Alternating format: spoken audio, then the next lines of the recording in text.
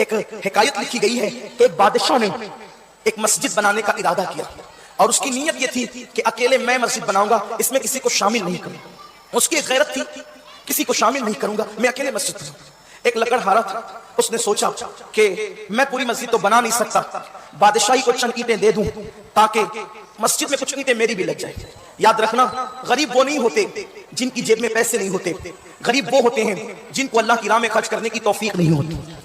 اس لیے کہ جیب کی غربت تو کوئی حیثیت نہیں رکھتی، اصل غربت دل کی غربت ہے، اصل غربت دل کی غربت ہے۔ تو وہ شخص لکڑہارا تھا، لکڑہارا تھا وہ، لیکن اس کا ایک ذوق تھا کہ میں اتنا بڑا کام نہیں کر سکتا، تو میں کچھ اینٹیں لگا کر کے مسجد میں اللہ کی خوشی حاصل کروں۔ بادشاہ کے پاس پہنچا کہ بادشاہ یہ لکڑیاں بیچ کر آج کی چند اینٹیں خریدی ہے، آپ مسجد بنا لیں، اس میں کچھ ہمارا بھی حصہ رکھ لیں۔ بادشاہ نے کہا بھائی ہم اعلان کر چکے ہیں، کسی کو شامل نہیں کریں گے، اکیلے بنائیں گے۔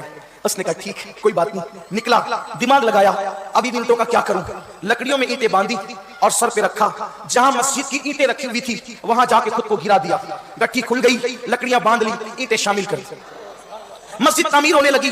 ابھی مسجد کی تعمیر کا سلسلہ آگے بڑھ رہا تھا۔ ایک رات کہ بادشاہ نے خواب دیکھا کہ جنت ہے اور جنت میں ایک محل ہے، اس پہ بادشاہ کا نام لکھا ہوا ہے، اور دوسرا محل بالکل اس کے سامنے ویسا ہی ہے اور اس پر لکڑہارے کا نام لکھا۔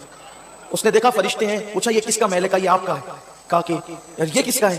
تو کہا لکڑہارے کا۔ کہا میرا محل کیوں ہے؟ تو کہا کہ آپ نے مسجد بنائی اللہ کے لیے۔ کہا لکڑہارے نے کون سی مسجد بنائی؟ تو بتایا گیا کہ چند اینٹیں آپ کی مسجد میں اس نے اس طرح سے لگوا دی تو اللہ تبارک و تعالیٰ نے اس کے لیے بھی جنت میں محل بنا دیا۔